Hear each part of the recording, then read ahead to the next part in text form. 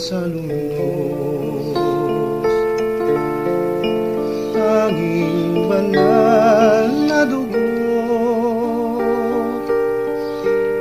tanggapin siya ngayon habang may panahon, at mahalin at maglingkod. Namatay siya sa krus, sasanay pantubos. Buksan ang puso kay Jesus, ililigtas ka sa lunos, tanging banal na dugo, tanggapin siya ngayon habang may panahon, mahalin at maglingkod. Namatay siya sa krus, sasalay pantubos. Namatay siya sa krus, sasalay pantubos.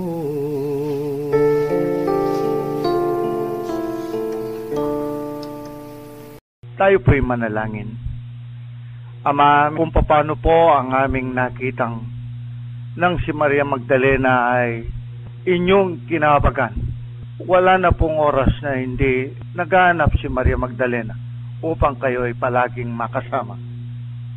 Noon, Panginoon, hindi namin naunawaan ito.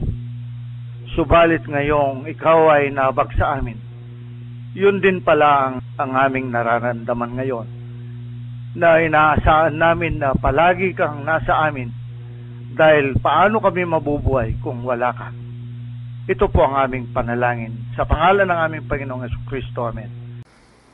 Narito po ang ating kapatid.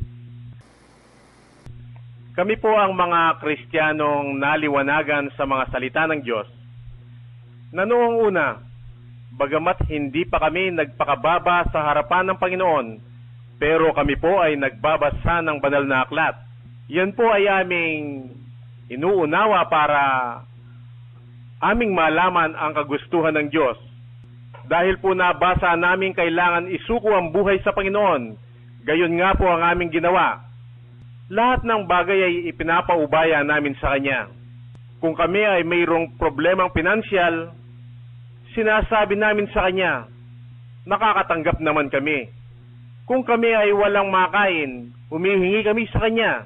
At kung kami ay mayroong karamdaman sa aming sarili, hinihingi namin sa Kanya ang kagalingan. Gumagaling naman kami.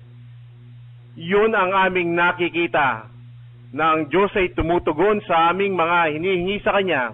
Kaya po lubos ang pagpupuri namin sa Panginoon. At inaangkin na ang Panginoong Jesucristo, Siya ang tagapagligtas at Panginoon ng aming buhay. Pero nabasa po namin ipinasulat ng Diyos kay Isaias sa Isaias 55:8 na ang pamamaraan pala ng Diyos ay iba sa pamamaraan ng tao. Doon po namin nakita na ang ginagawa namin ay pamamaraan lamang pala ng tao at hindi ang pamamaraan ng Diyos. Dahil kung talagang tinatanggap namin ang Panginoong Jesucristo bilang Panginoon at tagapagligtas ng sarili naming buhay, bakit kami nare-rebuke sa John 8:19 na sinasabi mismo ng ating Panginoon, kung kakilala ninyo ako, dapat din ninyong kilala ang aking Ama.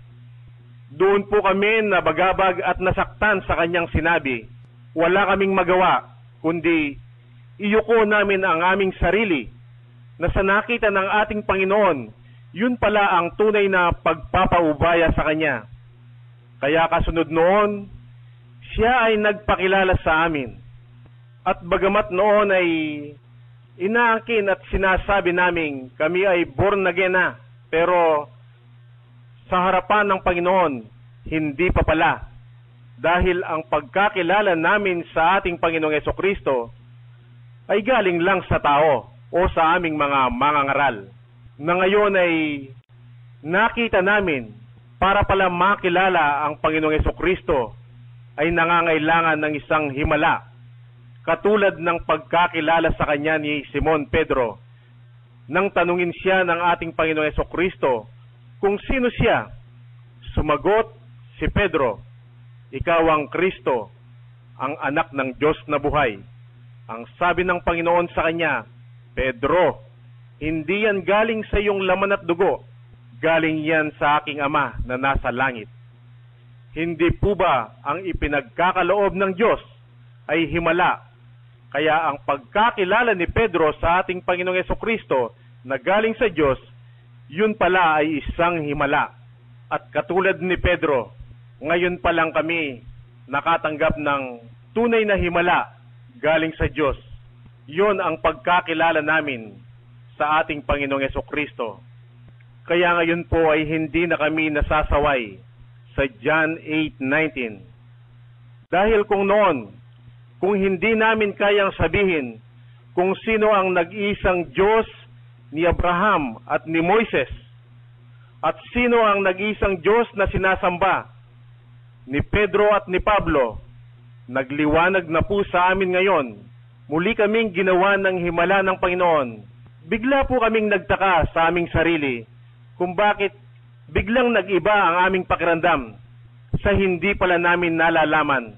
Kami ay pinagkalooban ng espiritual na buhay. Kung noon kami ay mayroon lamang isang buhay, yon ang aming physical na buhay. Pero ngayon, binigyan kami ng Diyos ng isa pang buhay. Ito ay ang espiritual na buhay, na lubhang napakahalaga dahil sa espiritual na buhay pala, doon lamang po pwedeng makikipag-ugnayan ang Diyos sa tao. At dahil noon ay wala kaming espiritual na buhay, sa mata ng Diyos ay hindi man pala kami nakikipag-ugnayan sa Kanya o wala pala kaming ugnayan sa Kanya. Pero ngayon, dahil pinagkalooban kami ng espiritual na buhay, ito pala ang Kanyang gagamitin para kami ay magkaroon ng ugnayan sa Kanya, na maliwanag namang ipinasulat ng ating Panginoon sa 2 Korinto 5:17, na sinasabi, "Kaya't kung ang sino man ay na kay Kristo, siya'y bagong nilalang. Ang mga dating bagay ay nagsilipas na. Narito, sila'y pawang naging mga bago." At kami po ay nagagalak na naman dahil kayo'y nakakasama namin. Tayo po ay magtatanong sa Panginoon, mag-aaral sa Kanyang mga salita, at hintayin po natin ang Kanyang pagpapaliwanag. Kami po ay nakatanggap ng kahilingan dito sa text. Babasahin ko po sa inyo. "Kapatid ninyo ako, hindi pa maliwanag sa akin kung saan nanggagaling ang kababaan para sa kaligtasan. Pwede bang talakayin?" Dito po sa tanong ng kapatid, baka papasok po dito ang gawain ni Satanas, kung paano niya tinutokso ang mga tinawag at kung paano rin niya tinutokso ang mga pinili. Sa umpisa po, wala naman si Satanas dahil nung una ay nilalang ng Diyos ang mga anghel. Kasama po si Lucifer na mas higit sa mga anghel. Pero sa halip na pasalamatan ni Lucifer ang Panginoon dahil ginawa nga siyang mas higit, ang nangyari, gusto pa niyang makipantay sa Diyos. Yun ang lumabas na kataasan. Narito po ang Isaiah 14:12 hanggang 15. "Ano't nahulag ka mula sa langit, o tala sa umaga, anak ng umaga, paanong ikaw ay lumagpak sa lupa, ikaw na siyang nagpahina sa mga bansa. At sinabi mo sa iyong sarili, ako'y sasampa sa langit, aking itataas ang aking luklukan sa itaas ng mga bituin ng Diyos, at ako'y uupo sa bundok ng kapisanan, sa mga kaduluduluhang bahagi ng hilagaan. Ako'y sasampa sa itaas ng mga kaitaasan ng mga alapaap. Ako'y magiging gaya ng kataas-taasan. Gayon may bababa ka sa Seol sa mga kaduluduluhang bahagi ng hukay. Doon po sa narinig natin, wala tayong nabasang Lucifer. Pero basahin po natin sa English ng King James Version. Direkta pong sinabi na ang tinutukoy dito ay si Lucifer. Dito po sa Isaiah 14, verses 12 to 15. How art thou fallen from heaven, O Lucifer, son of the morning? How art thou cut down to the ground, which didst weaken the nation? For thou hast said in thine heart, I will ascend into heaven. I will exalt my throne above the stars of God. I will sit also upon the mount of the congregation in the sides of the north. I will ascend above the heights of the clouds. I will be like the Most High. Yet thou shalt be brought down to hell, to the sides of the pit. Kung sa kataasan ni Lucifer, ito ang nagpahamak sa kanya para mula kay Lucifer, siya ay magiging Satanas. Kanino po nanggaling yung desisyon niyang yon? Kung tayo po ay magtatanong sa mga tao kung saan nanggaling yon, sino po sa mga tao ang sasagot na hindi galing kay Lucifer ang desisyon na yan? At sa kataasan, ang nilalang ng Diyos na dati maliwanag, naging madilim, kaya tinawag siyang Satanas. At sa naging desisyon ni Satanas, na siya ay magmataas sa Diyos, nagdesisyon din ng ikatlong bahagi ng mga anghel na sumama sa kanya, kaya sila ay hinihagis dito sa lupa. Basahin po natin yan dito sa Apokalipsis 12, magmula 3 hanggang 4. Apokalipsis 12, 3 hanggang 4. At ang ibang tanda ay nakita sa langit. At narito, ang isang malaking dragong mapula na may 7 ulo at 10 sungay, at sa kanyang mga ulo'y may 7 diadema. At kinaladkad ang kanyang buntot ang ikatlong bahagi ng mga bituin sa langit at pinaghagi sa lupa. Ito pong ginawa ng mga anghel na sumama kay Satanas. Kanino pong desisyon yung ginawa nila? Sino po sa mga tao ang magsasabing hindi yan desisyon ng mga anghel? At alam po nating lahat, itinatayo ng Diyos ang kanyang kaharian at gusto niyang makasama ang mga taong karapat-dapat na siyang bubuo sa kanyang kaharian. Kaya nilalang ng Panginoon ang tao at nilalang niya ito ayon sa kanyang wangis. Sa kapahayagan ng Diyos, sa wangis ng ating Panginoong Hesukristo. Dahil ang Panginoong Hesukristo ay isinalarawan bilang isang tupa, nilalang pala ang tao bilang tupa. Kaya pupwede nga naman siyang bubuo sa kaharian ng Diyos sapagkat tupa ang tao. Pero dahil po sa inggit ni Satanas at dahil na rin sa kanyang kataasan at pakikipantay sa Diyos, ayaw niyang magtagumpay ang Panginoon. Doon po niya tuksoin ng tao at tinukso nga niya si Eva. At iyan ay hinayaan ng Diyos na mangyari dahil gustong subukan ng Panginoon ang taong kanyang nilalang kung ito ay magiging tapat sa kanya. Pero gayon pa man, sila ay binigyan ng babala ng Panginoon. Pinagbawalan silang kainin yung punong kahoy sa pagkilala ng mabuti at masama. Hindi na po natin idedetalye yan sapagkat tinalakay na po natin yan sa mga nakaraan po nating pag-aaral. At dalawa po ang mensahe ang ibinigay ng Diyos dyan. Ang sabi pa ng Panginoon sa kanila, sa araw na kainin ninyo yan, kayo ay mamamatay. Pero kinain pa rin ni Eva yung ipinagbabawal ng Diyos na bungang kahoy sa pagkilala sa mabuti at sa masama. Kanino pong desisyon yun? Wala po sigurong tao ang magsasalita na naman na hindi kay Eva ang desisyon na yun. Sino po sa mga tao ang magsasabing Hindi desisyon ni Eva yung kanyang ginawa. Kung ang sabi ng Diyos sa kanila, sa araw na kainin ninyo yan, kayo'y mamamatay. Pero ang sabi naman ng dyablo, hindi kayo mamamatay, sapagkat sa oras na kinain ninyo yan, kayo ay magiging katulad ng Diyos. Sa mata po ng mga tao, lumabas, sinungaling ang Panginoon, sapagkat hindi nga naman namatay si Eva at si Adan.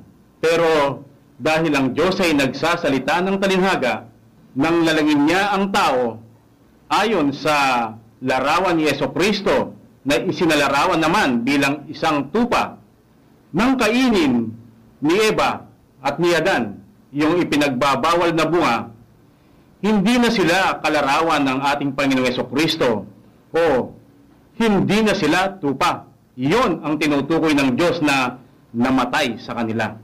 Huwag po nating kakalimutan na si Eva dito ay hindi lamang tumutukoy sa iisang tao, sapagkat si Eva ay sinimboluhan ng lahat ng tao. Kaya ang lahat ng tao ay hindi natupa. Ano na sila? Ayon po sa sinabi mismo ng ating Panginoong Jesucristo, doon sa Mateo 25:32 hanggang 34, inihalin tulad niya ang mga tao sa dalawang klase ng hayop.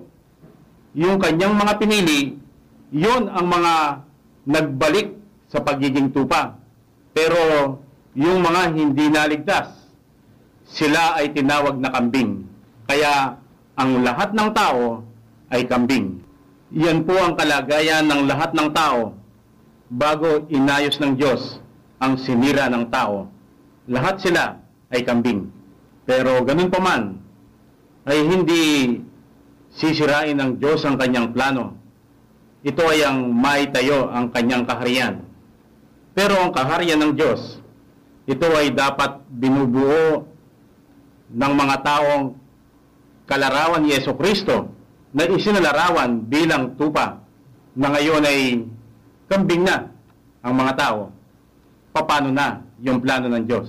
Balikan po natin yung ipinantukso ni Satanas kay Eva para maakit niya na gawin yung kanyang sinasabi. Ang sabi niya, sa oras na kainin mo yan, hindi ka mamamatay. Ang katunayan, ikaw ay magiging katulad ng Diyos. Kainin mo, napakasarap niyan. Ano ang ibig sabihin ng dyablo? Sa kapahayagan po ng Diyos, yung bungang kahoy na ipinagbabawal niya, yun pala ay tumutukoy sa kaluluwa ng tao, na hindi naman pwedeng ipagkaila ng tao na wala siyang kaluluwa. At ito po ay binubuo ng kaisipan at damdamin. Nasa tao po yan. Hindi po ba napakasarap gamitin ang sariling kaisipan at ang damdamin?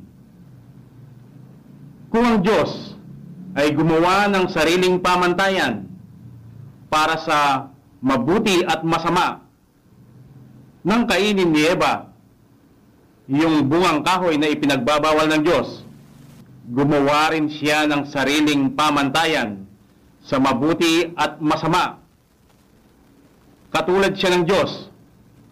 Kaya kung gagamitin mo ang kaisipan at ang damdamin para gumawa ng sariling pamantayan sa mabuti at masama, hindi po ba napakasarap niyan? Kaya ang sabi ng dyablo kay Eva, kainin mo, napakasarap niyan. Uulitin po natin na si Eva ay sinimbuluhan ng lahat ng tao. Sino po sa mga tao ngayon ang hindi kumakain doon sa ipinagbabawal na bunga o hindi ginagamit ang sariling kaisipan at damdamin para gumawa ng pamantayan sa mabuti at sa masama?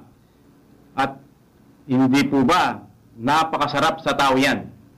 At narito po ang patotoo na ang pamantayan ng tao sa mabuti at masama ay hindi galing sa Diyos. Sapagkat ang mga tao ngayon, mayroon silang kanya-kanyang pamantayan sa paggawa ng mabuti at masama. Anumang grupo, anumang reliyon, hindi sila nagkakaisa sa iisang pamantayan sa mabuti at sa masama. Isa pong ebidensyang ibibigay ng Diyos sa atin tungkol sa mga taong mayroong sariling pamantayan. Halimbawa po, mga eskriba, pariseo, saduseo. Yun bang pamantayan nila sa mabuti at masama ay katulad ng pamantayan ng ating Panginoong Hesukristo tungkol sa mabuti at masama? Tayo po ngayon ang makakasagot dito. Meron po ba tayong makikitang grupo ng mga tao o mga reliyon, mga sekta na nagkakaisa sa isang pamantayan sa mabuti at masama? Kung ganon, kanino galing yan? Galing ba sa Diyos? Kung ang lahat ng tao ay naakit doon sa tukso ni Satanas na napakasarap kainin, sa hindi nalalaman ng mga tao ngayon, sinusunod nila ang yapak ni Lucifer na ngayon ay Satanas. Kung sa pamamagitan ng kataasan ni Lucifer, siya ay napahamak at naging Satanas at nahila niya ang mga tao. Pero ang plano ng Diyos, kailangan ituloy niya. At ginawa ng Diyos ang testamento. Ito ay ang testamento ng kaligtasan para ipakita rin ng Panginoon na kanyang sasalungatin yung ginawa ni Satanas. Kung si Satanas ay nagmamataas, kaya siya napahamak, pero ang Diyos, babaligtarin niya yan. Paano? Sino po ang nakapansin dito sa testamento ng Panginoon? Dahil kami po noon ay binabasa-basa din namin yan, pero ganyan lang. Huwag po natin kakalimutan na ang gumawa ng testamento ay ang isang Diyos na siya ring naglalang kay Lucifer at sa mga anghel. Sino pong nakapansin dito sa nag-iisang Diyos na siyang gumawa ng testamento at naglalang kay Lucifer at sa mga anghel at itinalaga ang kanyang sarili na tuparin ang kanyang testamento sa pamamagitan ng kanyang kamatayan? Kayo pong nakikinig, napansin na po ba ninyo ito? Kung hindi pa ninyo ito napansin at ngayon lang ninyo narinig, tatanggapin ba na ang Diyos na naglalang kay Lucifer at sa mga anghel at sa lahat ng mga tao na itinalaga sa kanyang testamento na ang gumawa ay dapat mamatay? Ang naririnig po namin sa mga tao tungkol dito, sabi nila, imposible. Imposible yan. Dahil hindi po pwedeng mamatay ang Diyos na Espiritu. Pero ito ang subok ng Diyos. Kung mananatili bang paiiralin ng tao ang kanyang kaisipan o ang kanyang kaluluwa para ito ay tanggapin o sa pagpapakababa ng tao, ito ay kanyang tatanggapin. Narito po ang sabi ng Panginoon tungkol sa kanyang tipan. Hebreo 9:16. Sapagkat kung saan mayroon tipan, doon kinakailangan ang kamatayan ng gumawa niyon. Sa pamamagitan ng tipan ng Panginoon, ay doon din niya babaligtarin yung ginawa ni Satanas. Kaya ang Diyos na mataas, siya ay nagpakababa, kaya siya ay nagkatawang tao. Narito po ang 1 Timothy 3:16. And without controversy, great is the mystery of godliness. God was manifest in the flesh.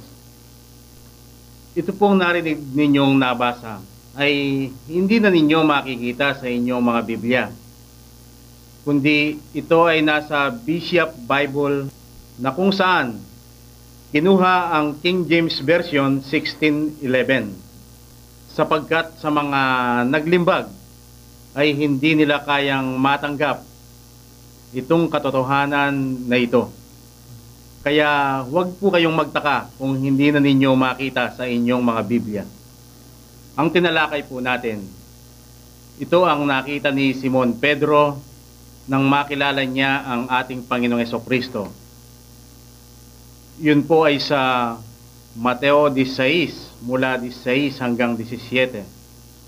Nang sabihin niyang, ikaw ang Kristo, nakilala ni Pedro ang isang Diyos na naglalang kay Lucifer at sa mga anghel na gumawa ng testamento na ngayon ay kaharap niya.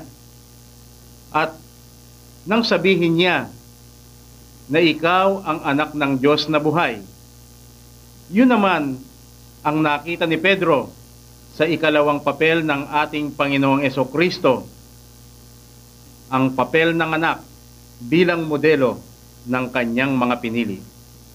Ewan ko po kung napansin ninyo ito, sapagkat kami rin ay hindi namin napansin ito noon. Pagkatapos sabihin niyan ni Pedro sa ating Panginoong Hesukristo, ang sagot ng ating Panginoon sa kanya, mapalad ka, Simon Barjonas, hindi yan galing sa iyong laman at dugo, kundi galing yan sa aking Ama na nasa langit. Yung palang pagkakilala ni Pedro sa ating Panginoong Hesukristo, yun ay isang himalang galing sa langit. Kaya hindi po nakapagtataka na kung noon ay binasa-basa namin ang banal na aklat, pero hindi namin nakilala ang Panginoong Hesukristo sapagkat nangangailangan pala ng isang himalang galing sa langit bago makilala si Hesukristo. Pero sino sa mga taong nagbabasa ng Biblia ang hindi ipapahayag na si Jesus ay ang Kristo at ang anak ng Diyos na buhay? Pero bakit hindi sila nagkakaisa sa pagkakilala sa ating Panginoon? Mayroon po tayong naririnig, ang Panginoong Hesukristo ay Diyos na maliit, sapagkat mayroong Diyos na malaki, yon ay ang Diyos Ama. At meron din po tayong naririnig na ang Panginoong Hesukristo ay tao lang at hindi siya Diyos. Meron din po tayong naririnig na ang Panginoong Hesukristo ay siyang pangalan ng Ama at ng banal na Espiritu. At meron din po tayong naririnig na talagang napakarami ang nagpapahayag nito na ang Panginoong Hesukristo ay iisa lang sa tatlong persona ng Diyos, sapagkat iba ang Diyos Ama at iba rin ang Diyos Espiritu. At si Hesukristo ay tao at Diyos. Sino ang magsasabing hindi galing kay Satanas yung pagmamataas niya? At sinong magsasabing hindi desisyon ni Eva ang kainin ng ipinagbabawal na bunga na sa harapan ng Diyos, kataasan? At kanino galing yan? Kay Satanas o kay Eva? Ano ang nakita ng ating Panginoong Hesukristo sa mga eskriba at mga pariseo? Bagamat sila ay tapat sa kanilang paniniwala, pero ano ang nakita ng ating Panginoon sa kanila? Kataasan. Kanino po galing yon? Kay Satanas o sa kanila? At sino po sa mga tao ngayon ang hindi ginagamit ang sariling kaisipan at damdamin patungkol sa kaligtasan? Ano ba ang nakikita ng ating Panginoong Hesukristo sa kanila? Bakit hindi sila nagkakaisa? Yun pala ay kataasan. Ano ang nakikita sa kanila ng ating Panginoong Hesukristo?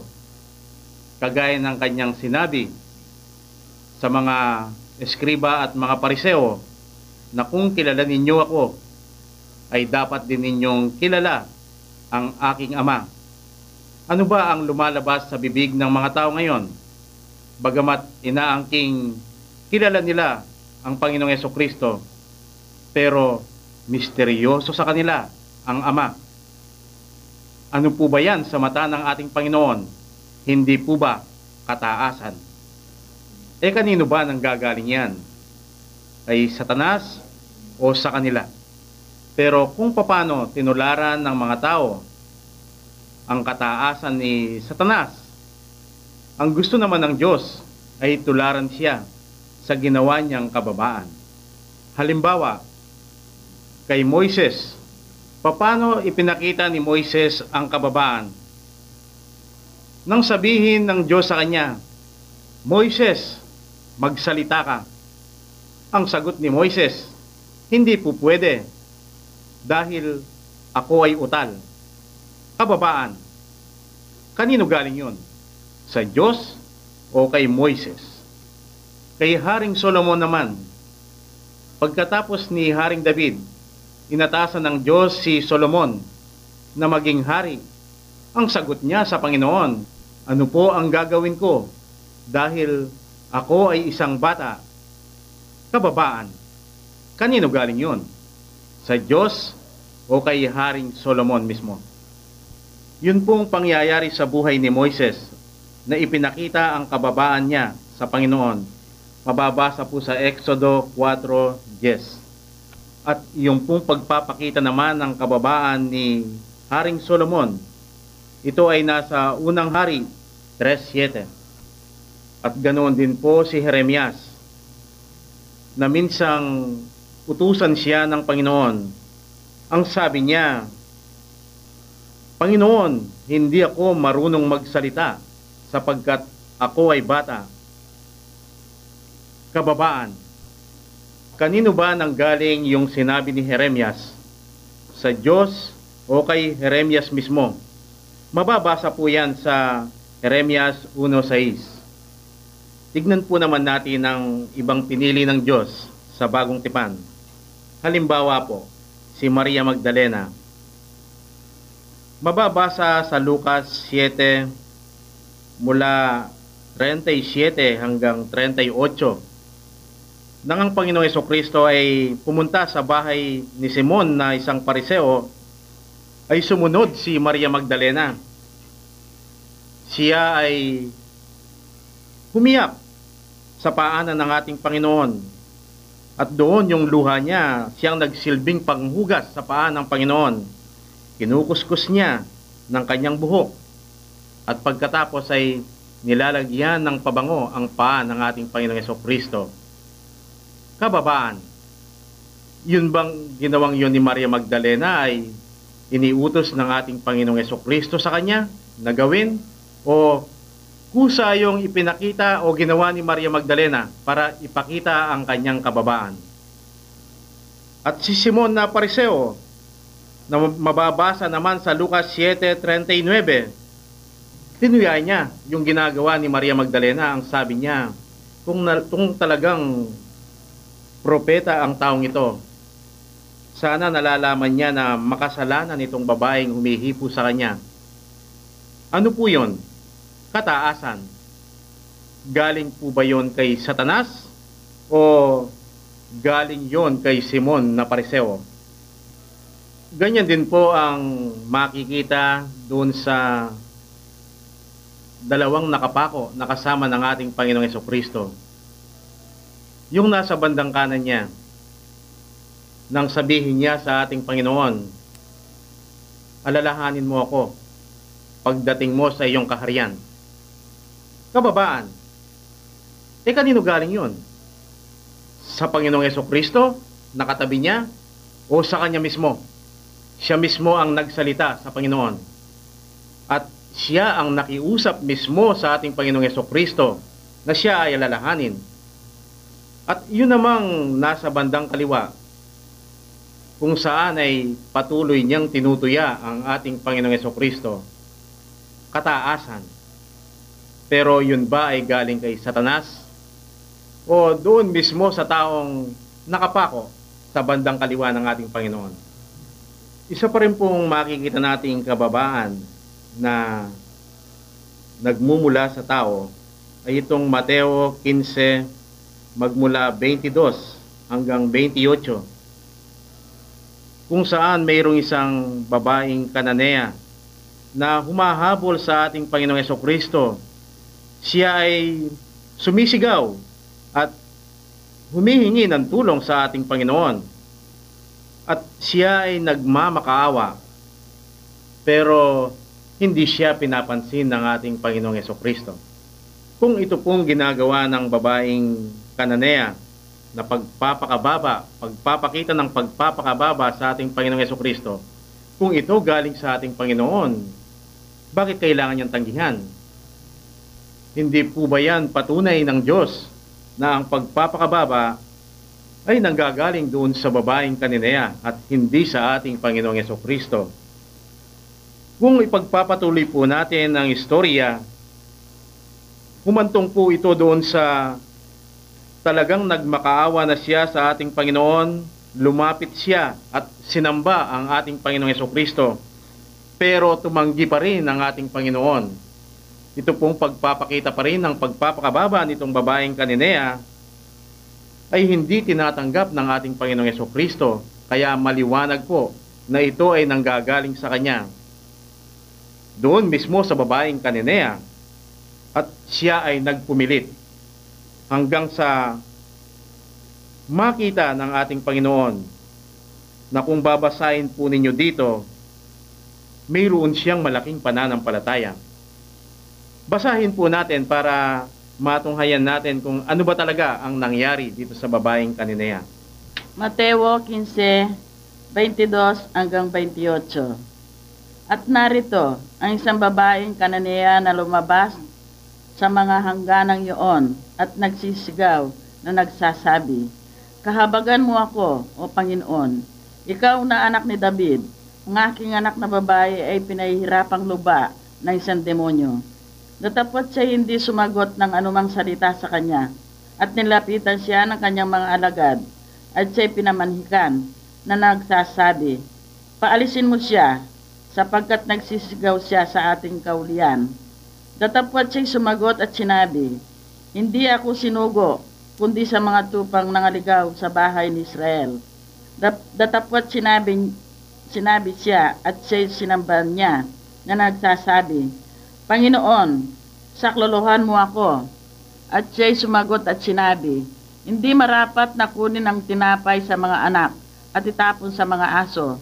Datapwat sinabi niya, "Oo, Panginoon, sapagkat ang mga aso man ay nagsisikain ng mga mumo na nangalaglag mula sa dulang ng kanilang mga Panginoon." Nang magkagayoy sumagot si Jesus at sinabi sa kanya, "O babae, malaki ang pananampalataya mo. Mangyari sa iyo ayon sa ibig mo," at gumaling ang kanyang anak mula sa oras na iyon. Doon po sa versikulo 26, sinabihan siya ng ating Panginoon na siya ay aso. At doon sa versikulo 27, tinanggap niya pagpapakababa. Pero yun ba ay utos ng ating Panginoon na tanggapin o siya mismo ang tumanggap na siya ay aso sa harapan ng ating Panginoong Hesukristo? Doon po sa versikulo 28, bagamat ang ating nababasa rito ay mayroong malaking pananampalataya yung babaeng Kananea ayon sa nakita ng Panginoong Hesukristo, na kung titignan mo parang yung pananampalataya ay galing doon sa babae. Sapagkat meron naman pong nakasulat doon po sa Efeso 2:8 na ang pananampalataya ay kaloob o regalo ng Diyos. Kung ganoon, sa pamamagitan pala ng pagpapakababa noong babaeng taga-Kananea, siya ay pinagkalooban na ng pananampalataya ng ating Panginoong Hesukristo. Kaya ang sabi niya sa kanya, "O babae, malaki ang pananampalataya mo." Ipahintulot po ninyong basahin kong muli itong Mateo 15:23. Datapwat siya'y hindi sumagot ng anumang salita sa kanya, at nilapitan siya ng kanyang mga alagad, at siya'y pinamanhikan na nagsasabi, "Paalisin mo siya, sapagkat nagsisisigaw siya sa ating hulihan." Ito po ay mga alagad ng ating Panginoong Hesukristo, na ang pakay ay pasayahin ang Panginoong Hesukristo. Pero bakit ang ginagawa nila ay pinagbabawalan itong babaeng Cananea na magpakababa sa harapan ng ating Panginoon? Dito po sa inasal ng mga alagad ng ating Panginoong Hesukristo, ano ang nakita niya sa kanila? At ano ang nasa isip ng alagad ng ating Panginoon? Hindi ba tapat sila na mapaligaya ang ating Panginoong Hesukristo sa pamamagitan sa paghadlang doon sa pagpapakababa ng babaeng Cananea? Pero ano sa tingin ng ating Panginoon? Maliligayahan ba siya kung sila ay magtagumpay sa paghadlang doon sa babaeng Cananea? At kung sakaling nahadlangan nila yung babaeng Cananea, mayroon kaya silang pagkakaiba sa mga Pariseo na sinabihan ng ating Panginoong Hesukristo? Ito po ay nakapaloob sa Mateo 23. Ang sabi niya, kayong mga Pariseo, hinahadlangan ninyong pumasok ang gustong pumasok sa kaharian ng Diyos sa langit. Sino po sa mga tinawag ng Diyos o yung hindi pinili ng Panginoon ang magsasabing hindi nanggagaling sa kanila ang pananampalataya? Lahat po ay inaangkin nilang ang pananampalataya ay galing sa kanila, sapagkat kailangan daw ay maging tapat ka lamang na manampalataya sa Diyos buong puso. Kaya yun ay nanggagaling sa kanila. At sino rin ang magsasabing hindi galing sa kanila ang kababaan? Sa mga narinig po namin, inaangkin ng mga tinawag o tagalabas na nanggagaling sa kanila ang pagpapakababa. Dito po namin nakikita kung gaano katuso ang dyablo. Kung nililin lang niya yung mga tagalabas o yung mga kampo niya, kahit pala yung mga pinili na ng Diyos, ay nililin lang pa rin sila ng dyablo. Halimbawa po dito, maliwanag sa ipinahayag ng Diyos sa atin na ang pananampalataya ay galing sa Panginoon, sapagkat ito ay regalo niya sa taong nakikita niyang nagpapakababa. Kung hihayag nga naman ng pinili ng Diyos na ang pagpapakababa ay hindi nanggagaling sa tao, dahil ito ay nanggagaling sa Diyos, kung yan ang paniniwalaan ng mga tagalabas, sila ay aasa na lamang sa Diyos na kanilang hihingin ang kababaan sa Panginoon, at hindi naman ipagkakaloob ng Diyos sa kanila, sapagkat ang kababaan ay nanggagaling talaga sa tao. Ano po ang magiging resulta? Kailanman ang mga tagalabas ay hindi makakatanggap ng regalong pananampalataya buhat sa Diyos, dahil hindi makikita ng Panginoon sa kanila yung kababaang kanyang hinahanap. Kaya ito pong nabasa sa Mateo 15:23, kung saan ay pinagbabawalan ng mga alagad yung pagsisigaw ng babaeng Cananea, na inuutusan pa ang ating Panginoong Hesukristo na itaboy, na ayon naman sa kapahayagan ng Diyos, binabawalan pala nila ang babaeng Cananea na magpakababa sa harapan ng ating Panginoong Hesukristo, kung ito ay nangyari sa panahon ng ating Panginoong Hesukristo sa kanyang mga alagad mismo, dahil hindi lilipas ang salita ng Diyos. Kahit pala sa ating panahon, kapatid, ito ay mangyayari. Bagamat tayo ay pinili na ng Diyos, katulad ng mga disipulo ng ating Panginoong Hesukristo, pagbabawalan pala natin ang mga gustong magpakababa sa harapan ng Diyos. Paano? Sa pamamagitan ng tukso ng dyablo, ilalagay niya sa ating kaisipan, at ito'y pilit niyang ipapatanggap sa atin na ang kababaan ay nanggagaling sa Diyos. Kaya kapag yan pala ay sinabi natin sa ating mga kapatid o sa ibang tao man, para tayo itong mga alagad ng ating Panginoong Jesucristo na pinagbabawalan natin silang magpakababa sa harapan ng Diyos. At kung papanong sinseridad ang mga alagad na paligayahin ang ating Panginoong Jesucristo sa pamamagitan ng pagbabawal sa pagpapakababa noong babaeng Kananea. Sa akala pala natin, kapatid, kapag sinasabi nating ang pagpapakababa ay nanggagaling sa Diyos, sa akala natin tayo rin ay tapat para bigyan ng kaligayahan o para pasayahin ang ating Panginoong Jesucristo. Dahil buong akala natin na yung ating ginagawa ay itinataas natin siya. Kung ang kababaan ay talagang nanggagaling sa Diyos, hindi po kaya lahat ng tao ay maliligtas, sapagkat ang nasa ng Panginoon, ang lahat ay maliligtas. Basahin natin ang kanyang sinabi. 1 Timothy 2:4, na siyang maiibig na ang lahat ng mga tao ay mga ligtas at mga kaalam ng katotohanan. Kung ang kababaan ay nanggagaling sa Diyos at ang nasa ng Panginoon, ang lahat ay maliligtas, hindi ba bibigyan ng Diyos ang lahat ng tao ng kababaan at karunungan para sila ay maligtas? Nasaan yung sinabi ng ating Panginoong Jesucristo? Marami ang tinawag, pero kakaunti lamang ang napili. At nasaan din yung sinabi ng ating Panginoong Jesucristo na makipot ang daan papuntang kaligtasan, kaya kakaunti lamang ang makakapasok. At malapad naman ang daan papunta sa kapahamakan, kaya marami ang dumadaan doon, sapagkat ang kababaang nanggagaling sa tao ayon sa Diyos, ito ay mahirap at mabigat. Kaya kakaunti lang talaga yung nakakadaan sa makipot na daan.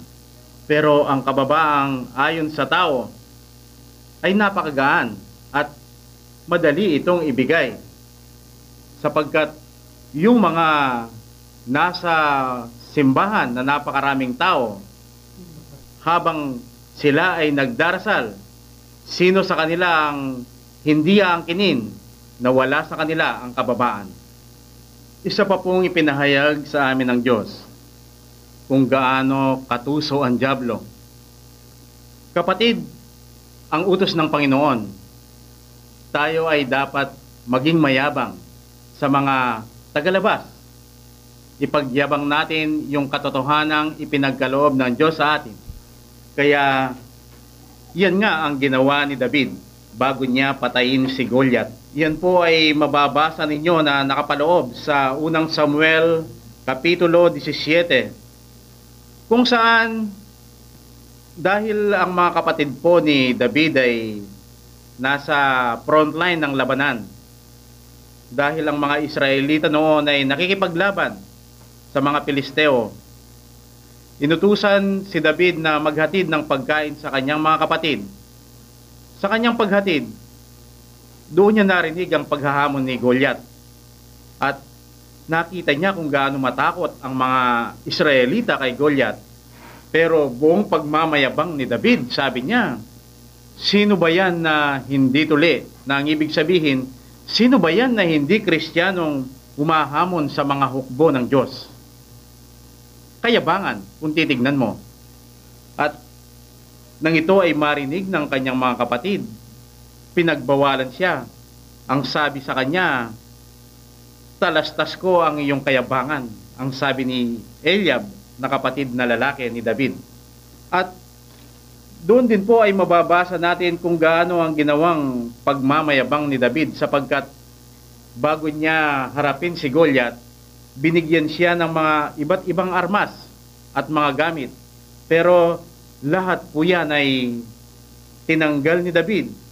Hinubad niya yung mga ipinasuot sa kanya. Hindi po ba yon pagpapakita na kayabangan?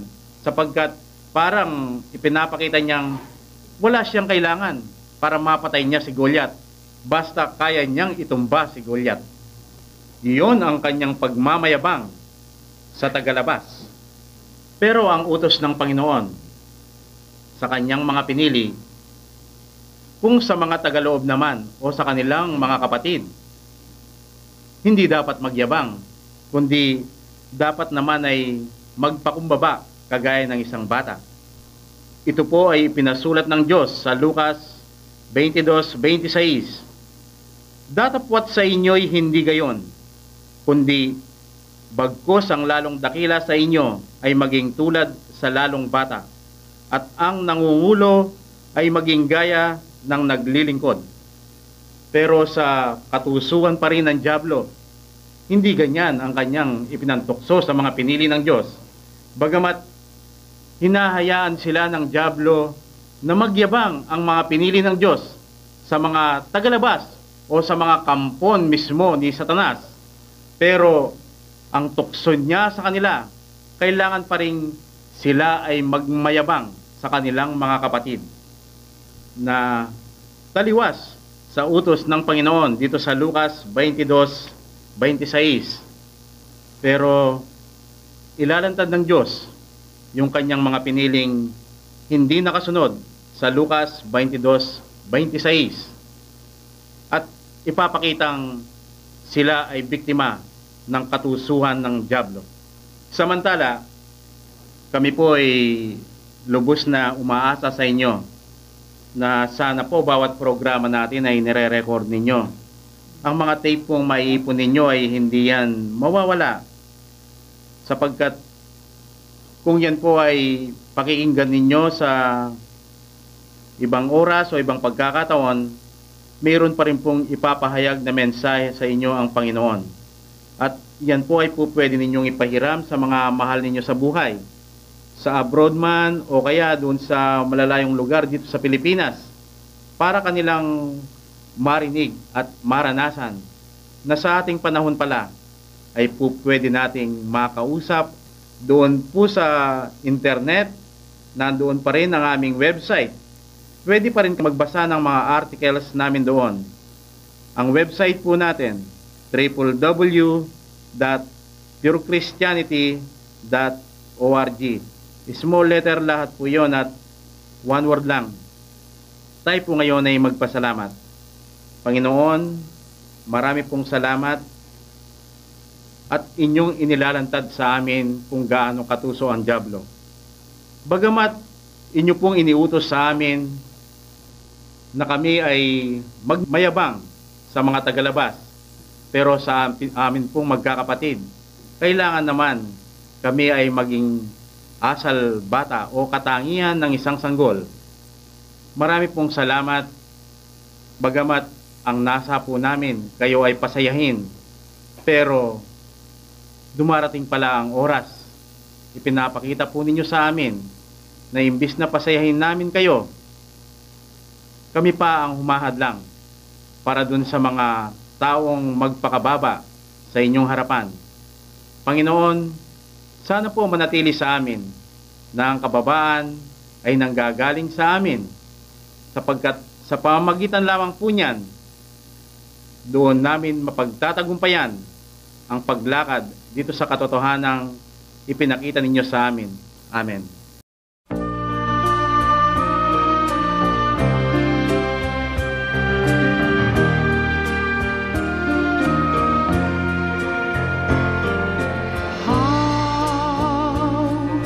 I say thanks for all the things that you've done for me.